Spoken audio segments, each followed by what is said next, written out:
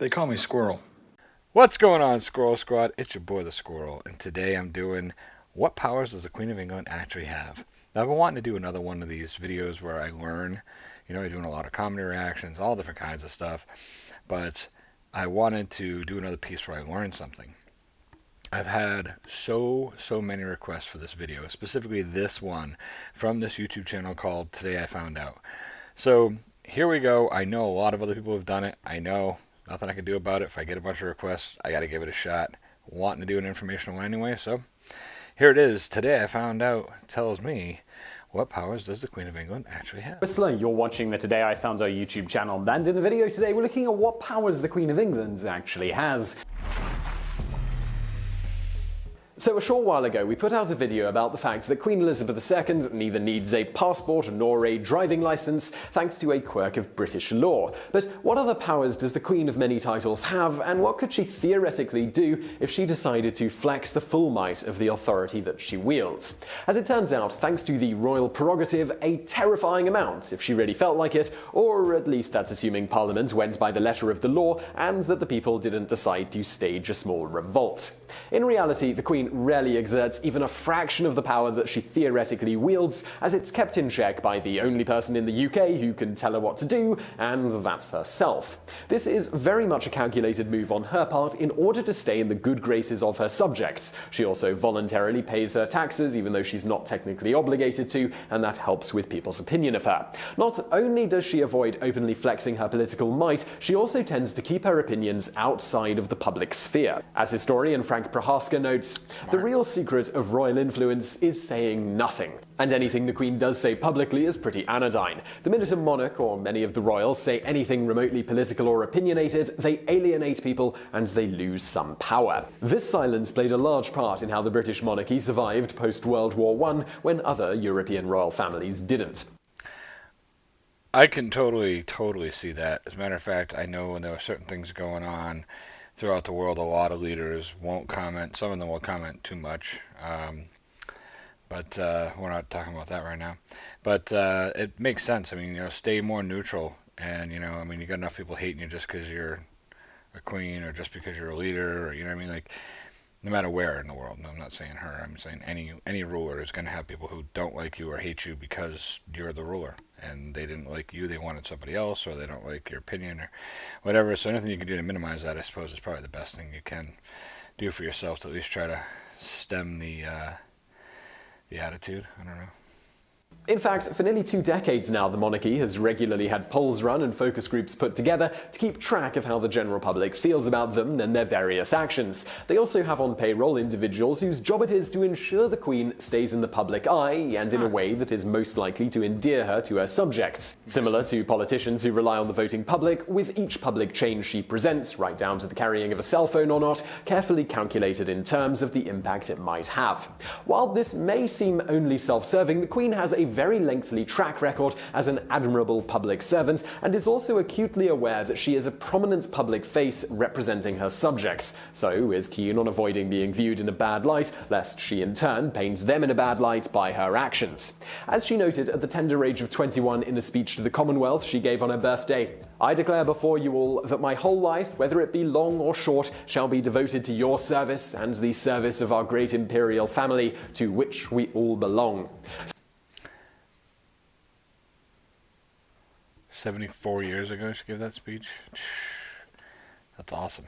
And here she is. I mean, I probably wouldn't have guessed if I gave a speech at 21 years old that 74 years later I'd still be doing it. That's awesome. Surprisingly, for many years the full extent of exactly what powers the Queen handed off to the government, but technically retained, weren't publicly known.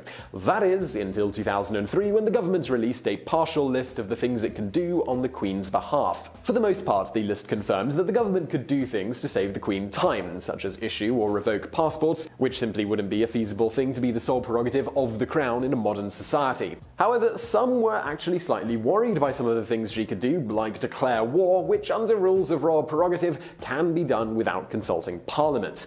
On top of that, the Queen is totally immune from prosecution and is considered above the law in the UK. And further, as a head of state, she also enjoys diplomatic immunity in any foreign country she happens to visit. As such, she could commit any crime conceivable anywhere on Earth, at least as the law currently stands, and suffer no legal consequences for doing so. What? Literally, I just by reading this, I'm guessing the most powerful person in the world, right? I mean, gotta be. Who's more powerful? I know Kim Jong Un thinks he is, and there's people that think they are, but legitimately crazy, and yet so, I don't know, always so elegant and well spoken. However, as with everything else, she's generally exceptionally careful to ensure that she doesn't break any laws. Of course, what she does in private is completely her own affair, despite her prominent political position, as she is exempt from freedom of information requests. So, moving on, because technically speaking the people of Britain are not citizens but subjects of the monarch, she could have anyone she wanted arrested and presumably seize their property or land for the crown. Speaking of which, the Queen owns all of the seabeds around the UK and can commandeer any ship found in British waters for service to the realm. Oddly enough, she also has first dibs on any whales that wash up on shore. The Queen could also administer any manner of punishment to an individual who offended or otherwise displeased her, as the Crown has prerogative power to keep the peace within the realm.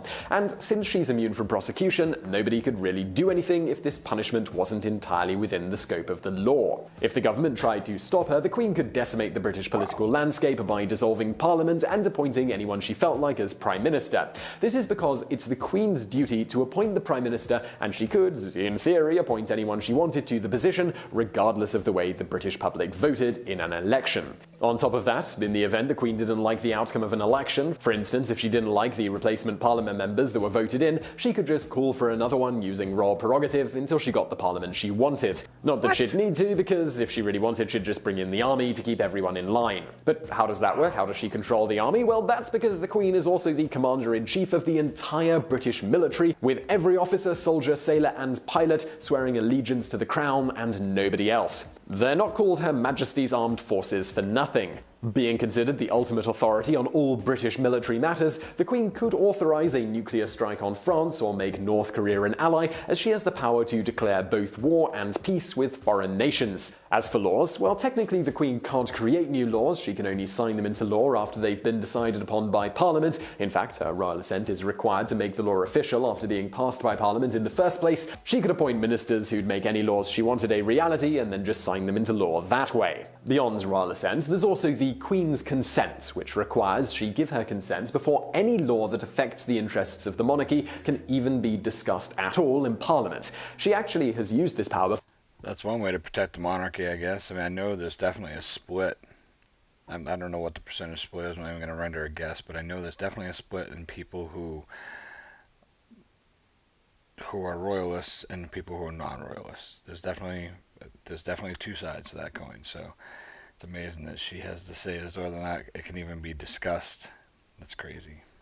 Not crazy. It's crazy to think, like that. It's a lot of power. It's a lot of power. This woman has ultimate power. That's crazy. Wow. Before, such as in 1999, when she refused to allow the discussion of a bill that would have given Parliament power to authorize military strikes in Iraq instead of needing her authorization. So, well, that's all on the political side, but it doesn't stop here. The Queen technically has a sort of power not only over her subjects' physical beings, but also their souls. Well, how? Well, that's because she's also the head of the Church of England, including having the power to appoint archbishops and power over many other such matters concerning the Church. As for most of these powers that technically allow her to rule with an iron fist, as previously mentioned, the Queen is hesitant to ever use them in such a way that would displease her subjects, and certainly isn't about to disregard their representatives in Parliament. However, these powers still exist for a variety of reasons, including potentially being needed in times of extreme crisis. That said, just because she isn't in the practice of exercising her powers against the will of the people, it doesn't mean she isn't occasionally an active political powerhouse in private.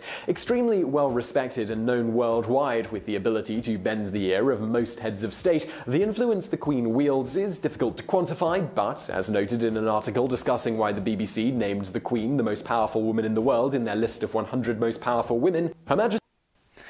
I just want to say real fast, the Queen's fashion is also spot on. She is always elegant, always looks amazing. The hats are absolutely gorgeous. I look at times of yesteryear where men dressed in suits and women dressed in beautiful gowns or dresses with these beautiful hats, and everyone, men and women, respected more of how they were presented in society. Um, you know, and now it's just changed. We've changed. That's all. I'll leave it at that. But I like that she still shows that elegance, that grace, that beauty. I appreciate that about anyone who still takes time to, present well. Majesty's power is more about influence. A discreet nod of the head, a polite word in the ear of a prime minister at their weekly meeting, or a strategic patronage of a cause being overlooked by the government is how she can indirectly affect our world without us even knowing. Well, to conclude, the Queen has many powers she could theoretically legally use to her own ends unless her subjects and Parliament simply decided to stage a revolution. However, she generally avoids doing anything overt that might upset her subjects and otherwise simply works in the background, more or less in an advisory role when she feels there is a need. So I really hope you enjoyed that video. Now, I just wanted to point out that this guy wounds himself a lot. He did a great video, by the way, man. Congratulations, you did a slamming job. On his left thumb, he had a band-aid wrapped around the thumb. All right, left a little band-aid there. Good. But now here we are. Final shot. The band-aid's gone. Now he's got a band-aid on the right arm. You got band-aid problems, man. I hope you're well. I enjoyed this. It was very informative. I just got to learn a lot. It was a lot of wow factor. Like, wow, holy crap! I had no idea. Now I need a band-aid. Squirrel out.